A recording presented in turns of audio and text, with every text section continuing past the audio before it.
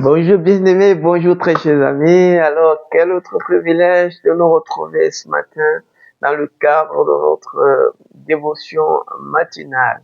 Alors, commençons par bénir le Seigneur, prenant pour acquis que vous avez passé une agréable et excellente nuit, que votre sommeil a été doux, réparateur et reposant. Notre Dieu, notre Père, nous te bénissons, nous te rendons grâce et gloire. C'est de toi que nous tenons la vie. C'est par toi que nous vivons, Seigneur, et que nous existons. À toi la gloire, à toi la louange, pour ta protection, Seigneur, envers nous tout au long de cette nuit. Merci pour le don de ce nouveau jour. Merci pour la grâce, Seigneur, d'être debout, d'être en vie et de pouvoir, Saint notre Dieu, entamer cette nouvelle journée. Seigneur, nous te consacrons ce nouveau jour et nous prions que seul tes desseins, seule ta volonté, seul ton projet, Seigneur, tout au long de ce jour, viennent à s'accomplir au nom puissant de Jésus-Christ. Nous venons contre toute œuvre des ténèbres contre nous, que toute langue qui voudrait se lever en jugement contre nous soit condamnée au nom puissant de Christ Jésus.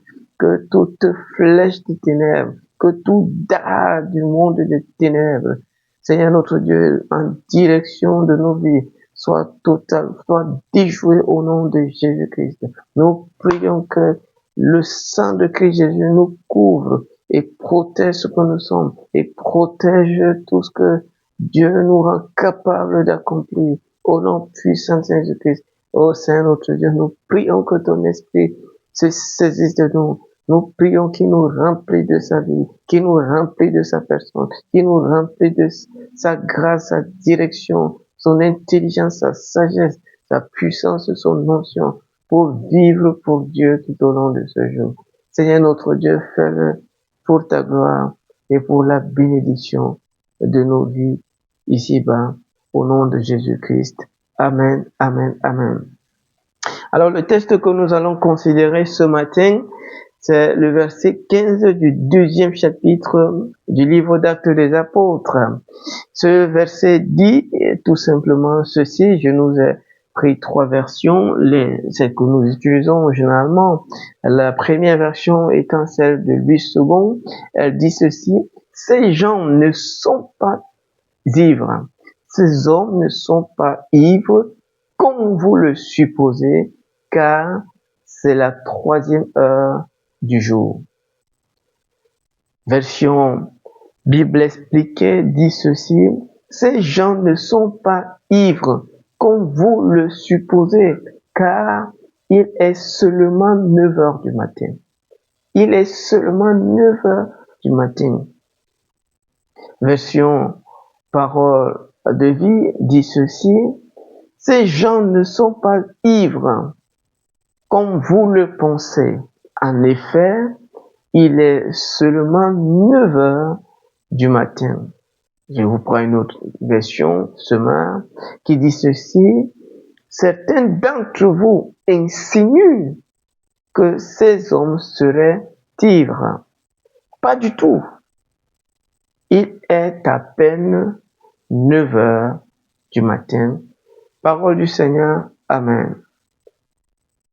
Hier, nous avons vu que Pierre s'est présenté à cette foule accompagné des 11 apôtres parce que il les a entendus parler, se questionner au sujet de ceux qui étaient en train de se vivre par ces 120 disciples dans la chambre haute. Il a pris la peine, il a été suffisamment attentif, il était suffisamment, n'est-ce pas, à l'écoute de ce qui se passait au milieu de cette foule, à l'intérieur de cette foule, par cette foule. Et donc, Pierre, leader de son état, marqué par la proactivité, élément que nous avons considéré hier, va se rendre, n'est-ce pas, auprès de cette foule, va se diriger vers cette foule, accompagné de l'équipe apostolique qui est aussi engagée comme lui à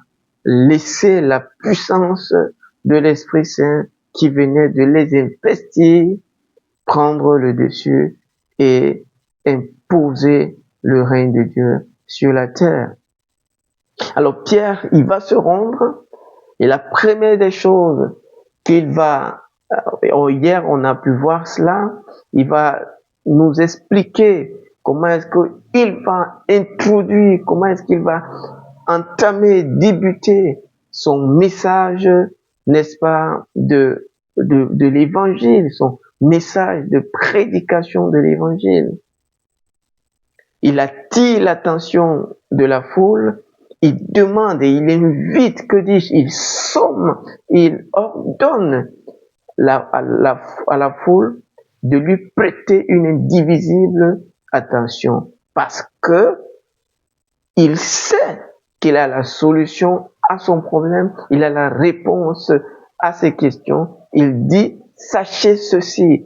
Donc, il les invite à intégrer le fait qu'il a la réponse à leurs questions, il a la solution à leurs problèmes, il a l'explication à leur énigme, c'est-à-dire cette situation, ce phénomène bizarre et étrange, n'est-ce pas, dont ils n'arrivent pas à revenir de l'étonnement qu'il a suscité, n'est-ce pas, dans leur cœur. Et Pierre donc va dire, sachez ceci, sans pour autant leur dire ce qu'ils doivent savoir. Mais dans ce verset que nous venons de lire, Pierre prend la peine de dire quelque chose qui va nous amener à partager un élément, ou du moins quelques éléments d'importance capitale. Alors Pierre, je voulais faire une parenthèse ici parce que il est là à son tout premier auditoire après, n'est-ce pas, la résurrection du Seigneur Jésus, après, n'est-ce pas, la Pentecôte, le baptême dans le Saint-Esprit, la plénitude du Saint-Esprit. Et donc, il va parler à cet auditoire constitué de manière particulièrement défiante, sans envoyer une lettre d'invitation. Les voilà, n'est-ce pas, affluents au devant de la chambre haute pour écouter et vivre ce que les apôtres sont en train d'expérimenter. Dans ce verset, Pierre ne revient pas sur les différentes questions qu'ils se sont posées. Pierre, un bon leader, va nous enseigner ici quelque chose de magnifique, de merveilleux. Quand il prend la parole et qu'il veut commencer à présenter les éléments qui vont rencontrer la soif de cette foule, il ne revient pas sur les questions. Il connaît les questions, mais il ne s'attarde pas sur les questions. On aurait aimé qu'il aille directement et donne la réponse à la question posée. Il voulait comprendre cet étonnement qui les animait. Il voulait comprendre ce phénomène qu'ils étaient en train de confronter, de vivre. Pierre serait juste allé droit au but et leur aurait dit ce qu'il en était effectivement, en retraçant et la source et en parlant des manifestations qui étaient pourtant visibles à leurs yeux, sans pourtant comprendre de quoi il s'agissait concrètement. Mais qu'est-ce que Pierre fait? Pierre revient sur la réponse des membres de la foule. Il revient sur la réponse des membres de la foule. Réponse qu'il va écarter, qu'il va rejeter. Il ne commence pas directement à donner la parole du Seigneur. Il ne commence pas directement à dire la vérité qu'ils ont besoin d'entendre. Il commence par revenir, par ramener, par remettre sur la table les réponses répandues par cette foule. Ce qui nous amène donc à nous interroger sur la mission du prédicateur, la mission du ministre de la parole. C'est pour ça que ce matin, j'ai intitulé le partage la première mission du ministre de la parole de Dieu. La première mission du ministre de la parole de Dieu. En quoi consiste-t-elle? Sur quoi repose-t-elle? Cette mission-là, il s'agit de quoi? Et c'est Pierre qui nous l'enseigne de manière merveilleuse, de manière formidable. Pierre ne se hâte pas à donner la réponse. Il ne se hâte pas à dire la vérité. Il prend d'abord la peine de revenir sur les hypothèses émises par cette foule, ou du moins par certains membres de la foule. Quelle est cette mission? Eh bien, on voit ici, vous vous rappelez au verset 13, les membres de la foule ont répondu à ceux qui continuaient de se poser cette question, de s'étonner, en leur disant, ces gens-là sont ivres de vin d'eau. Ils ont bu du vin d'eau et c'est pour cela qu'ils se comportent comme ça. Pierre ignore la question, mais il met un accent sur la réponse qu'ont donné ces gens-là. Ces gens-là ont dit que ces 120 disciples étaient remplis de vin doux qui les amenait à délirer, à se comporter de manière bizarre, de manière anormale, de manière étrange. Et Pierre revient donc sur cela pour dire non, ces gens-là ne sont pas ivres. Vous le pensez, c'est bien, mais ce n'est pas la vérité.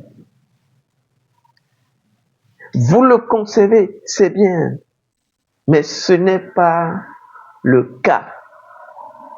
Vous le supposez, c'est bien, mais ce n'est pas la réalité qui est en train d'être vécue. C'est bien de penser ce que vous voulez, mais de grâce, soyez en adéquation avec la réalité à propos de laquelle vous faites ces pensées, vous faites ces acceptions, vous faites ces, n'est-ce pas, déclarations. La première mission du prédicateur de la parole, la première mission du ministre de l'évangile, du ministre de la parole, c'est de corriger les fausses conceptions. Le premier travail d'un ministre de la parole de Dieu, ce n'est pas de dire la parole de Dieu, c'est de corriger les fausses conceptions, c'est de corriger les fausses acceptions, c'est de corriger les mensonges qui sont répandus et qui ont moulé les cultures. Que de culture s'appuie sur les fausses conceptions. Que de culture s'appuie sur les fausses acceptions. que de culture s'appuie sur les rumeurs, s'appuie sur les déclarations qui n'ont pas de véritable fondement. Le premier travail du ministre de la parole, ce n'est pas de dire la parole de Dieu, c'est de corriger les fausses conceptions dans la mentalité. Le premier travail, c'est de corriger la mentalité. Ce qui va de soi. Et Pierre l'a-t-il bien compris, qu'il ne commence pas par leur dire ce qu'il en est. Il commence d'abord par attaquer leur conception, par attaquer leur pensée, par attaquer leur manière de voir, de concevoir. Le premier travail, c'est de voir comment est-ce que ce en quoi les gens croient les conduit au quotidien.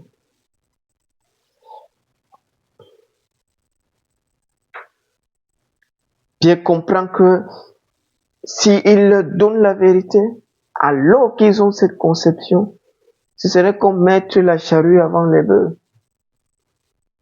Et je me demande qui va conduire qui. Et dans quel sens cette calèche ira-t-elle?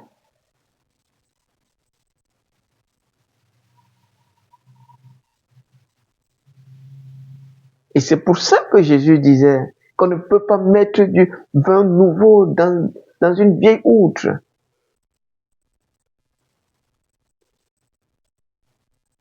Pierre avait compris qu'il n'est pas possible, ou du moins qu'il ne sera pas bénéfique de mettre de l'eau pure dans un verre qui est déjà occupé de quelque chose qui dénaturerait l'eau pure, l'eau saine. Et c'est pour ça que la première chose qu'elle fait, c'est de corriger les conceptions fausses. Parce qu'il sait que ne pas corriger ces conceptions fausses va créer quelque chose qui plus tard va produire des gens confus, instables. Parce que mélangeant tout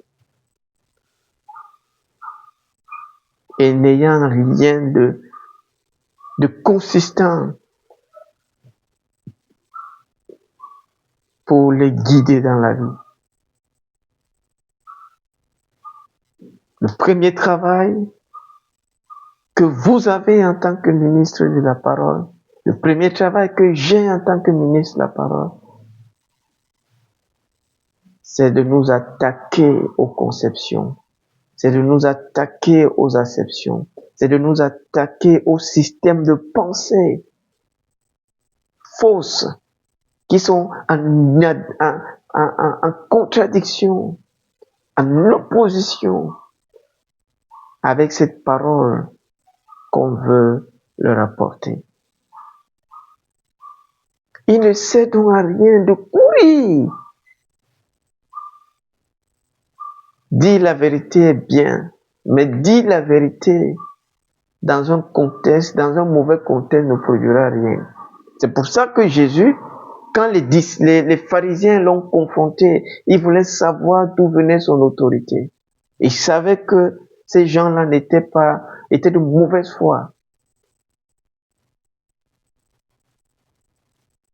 Il leur dit, moi je ne vais pas vous dire. Parce que vous n'êtes pas véritablement à la quête de la vérité.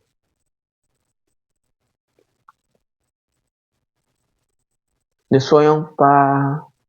nous précipitons pas à juste balancer la parole comme ça.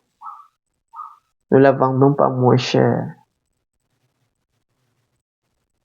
Commençons d'abord par résoudre le problème de conception déjà bien établi dans les systèmes de pensée, dans les mentalités et ancré même dans la culture.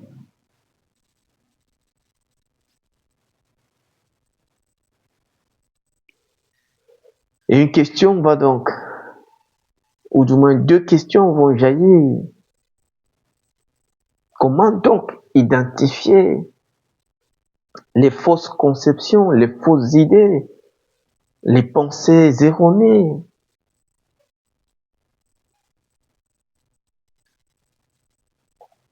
Les idées incorrectes? Comment être à mesure de les identifier?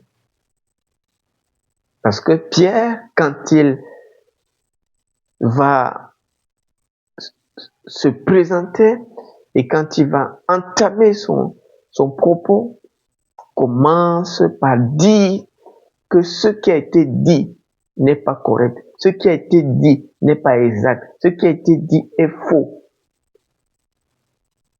Mais quels sont les leviers sur lesquels il s'est appuyé pour affirmer la fausseté, l'inexactitude et l'errance, c'est-à-dire l'erreur dans cette déclaration, dans cette affirmation faite par ces membres, n'est-ce pas, de la foule. Et donc, comment être en mesure d'identifier, n'est-ce pas, une conception fausse qui guide les gens, sur laquelle les gens s'appuient pour agir? Comment être en mesure d'identifier les fausses conceptions? La deuxième question qui naturellement va nous intéresser dans le cadre de cette méditation de ce matin, c'est ok, une fois qu'on a été en mesure d'identifier la fausse conception, comment donc corriger les fausses conceptions? Comment corriger ces pensées incorrectes, ces pensées inexactes, ces acceptions, cette manière de voir qui ne sont pas correctes?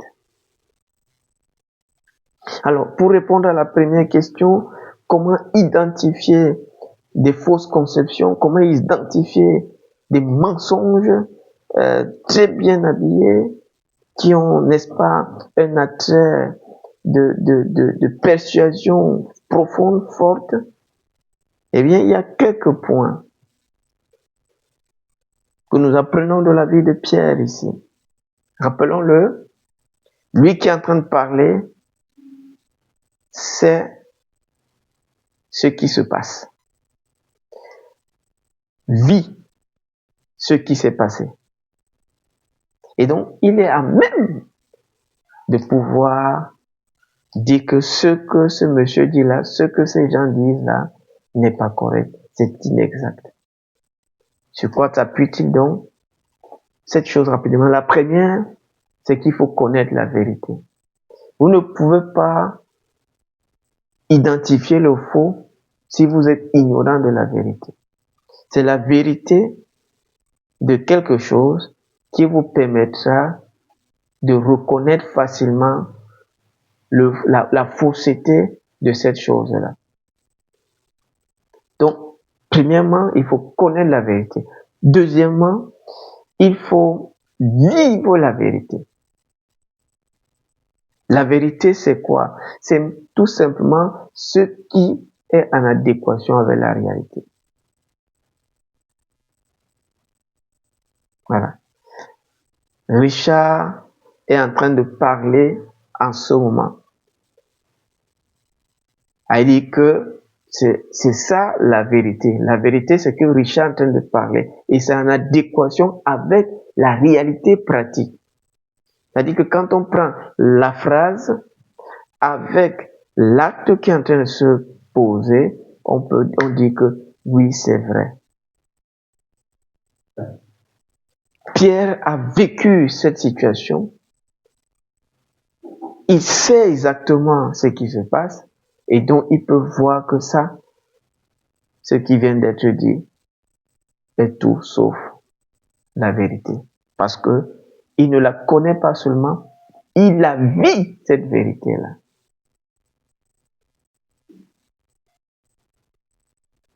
Troisième chose, c'est de comparer la vérité connue à la pensée ou à la conception répandue. Il rapproche donc ce qu'il sait de ce qui se passe, ce qu'il vit de ce qui se passe et ce qui est dit, ce qui est répandu. Quand il rapproche les deux, il voit que il y a incompatibilité. Ça, c'est faux parce que lui, il est en train de vivre cette réalité-là. Il la connaît, il la vit, et donc c'est plus facile pour lui de reconnaître que ça, ce n'est pas correct, ça, ce n'est pas exact, ça, c'est faux. Quatrième chose, c'est de connaître la source supérieure de la vérité. Pierre ne connaissait pas seulement la vérité, Pierre ne vivait pas seulement la vérité, mais Pierre connaissait l'origine suprême de cette vérité. Il savait que c'est l'Esprit de Dieu qui était à l'origine de ce qui se passait, de ce qu'il vivait, de ce qu'il expérimentait. Il savait que c'était l'Esprit de Dieu. Il savait que c'était le mouvement de Dieu. Et c'est ça donc, c'est la connaissance de la source supérieure. Parce qu'il y a des sources relatives. La source supérieure de la vérité. La source ultime. C'est-à-dire la plus grande source, la dernière source, la source qui est au sommet. Il savait que Dieu, l'Esprit de Dieu, était à l'origine de ce qui se passait. Cinquième chose, être connecté à cette source-là. Ce n'est pas juste question de connaître la source, mais c'est aussi de se connecter à la source. Pierre était rempli du Saint-Esprit. Il était chargé du Saint-Esprit. Il était en communion avec l'Esprit de Dieu. Et donc il pouvait voir que ça là, c'est pas vrai. Sixième pensée, c'est situer la conception, c'est-à-dire la pensée répandue, dans son contexte d'utilisation. Pierre ne remet pas en cause le fait que le vin ait une capacité d'amener les gens à se comporter d'une certaine manière, d'une manière bizarre. C'est pour ça que quand il va affirmer l'inexactitude de la conception, il va donner une explication qui rend cela facilement acceptable. La conception peut avoir un sens, mais le temps où cette conception est utilisée n'est pas approprié. Du coup, cette conception est inexacte. Elle est incorrecte. Non pas qu'une telle situation ne puisse pas se produire, mais tout simplement que la situation qui se produit n'a rien à voir avec la conception qui est répandue. Je ne sais pas si vous voyez. Les disciples vivent une réalité et ceux-ci apportent une réalité qui correspond à un autre contexte dans ce contexte des disciples. Ce qui fait donc son inexactitude. Septième chose, c'est d'apprécier la réalité au regard de la vérité connue. Quels sont les détails entre ce que moi je vis et ce qui est dit? Est-ce qu'il n'y a pas quelque chose qui fait la différence? Si je note donc la différence entre ce que moi je vis et ce qui est dit, je comprends que ce qui vient de l'extérieur est faux. Alléluia. Allez, comment corriger une fausse conception? Pierre nous montre que il y a trois choses, vite fait.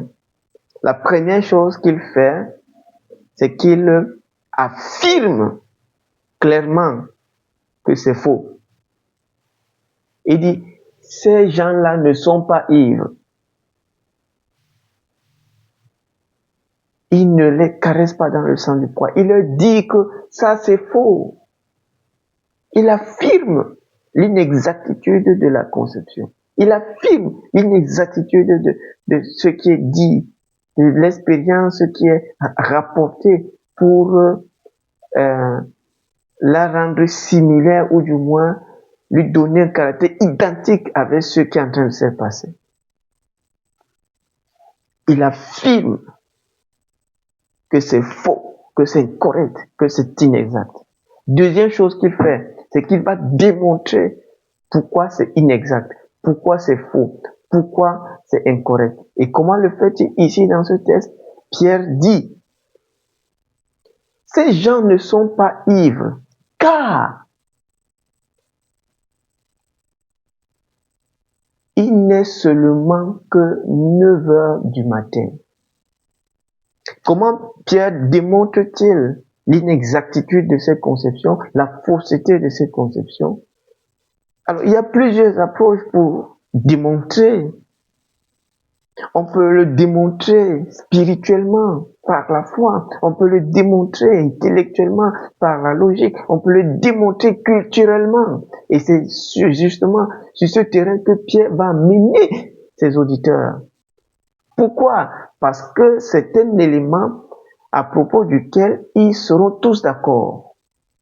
En tant que juifs, en tant que prosélytes, en tant que, n'est-ce pas, membre d'une communauté qui a certaines traditions, Pierre dit, il n'est que 9 heures du matin. Qui est-ce qui peut s'empiffrer d'alcool, se saouler la gueule à 9 heures du matin? Ce n'est pas possible pour un juif dans son bon sens.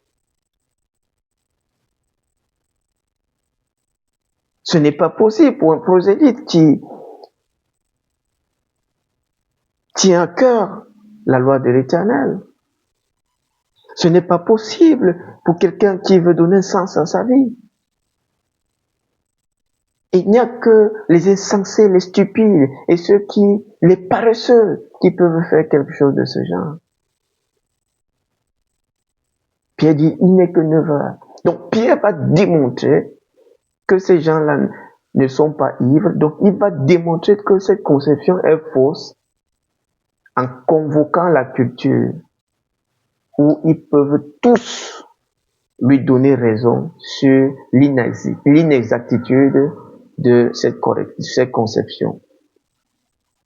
Et enfin, il va énoncer, ou du moins inférer, c'est-à-dire montrer implicitement ce qui est la réponse. Quand il dit, il n'est seulement que 9 heures, il leur fait comprendre que il peut arriver que les gens manifestent des comportements bizarres quand ils ont bu. Mais ce n'est pas à ce moment-ci qu'il faut convoquer une telle conception. C'est à un autre moment. Donc le temps permet d'infirmer ou d'affirmer une conception, de donner la validité ou d'invalider une conception, de montrer la justesse d'une conception ou sa fausseté, son inexactitude.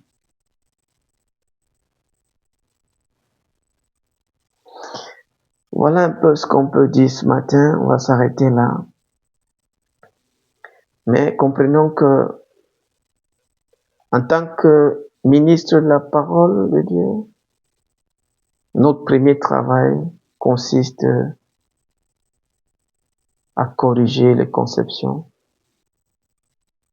à nous adresser aux mentalités qui ont érigé la vie de la personne jusqu'au moment où on la rencontre.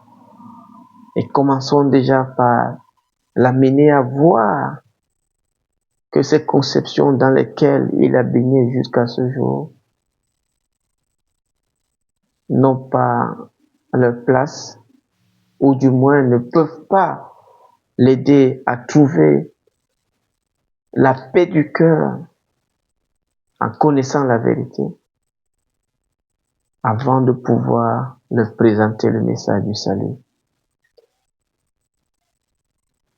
Vidons le verre de ce qu'il l'a rempli jusqu'au moment où on le voit, avant de mettre de l'eau pure, cette eau qui apporte l'étanchement, qui assouvit l'âme, qui rafraîchit l'âme et qui fait du bien à l'âme. Merci Seigneur pour ce temps, que la gloire, la louange te revienne. Merci pour ce que ce texte nous a appris ce matin. Nous prions que tu nous aides dans notre profession de foi, dans notre exercice de foi. C'est notre Dieu à comprendre quel est notre travail. Le premier travail de tout ministre de la parole, ce n'est pas de dire la bonne nouvelle. Le premier travail, c'est de corriger les conceptions. Donne-nous donc ce courage, donne-nous cette dynamique, cette dextérité pour faire ce premier travail. Et ainsi, préparer le terrain pour la bonne semence qui viendra s'incruster et porter du bon fruit et du fruit qui demeure. Garde-nous en toi tout au long de ce jour et que ton nom soit glorifié au nom de Jésus. Amen. Dieu vous bénisse. Retrouvons-nous demain pour un autre moment de partage de la parole de Dieu. Paix dans le Seigneur.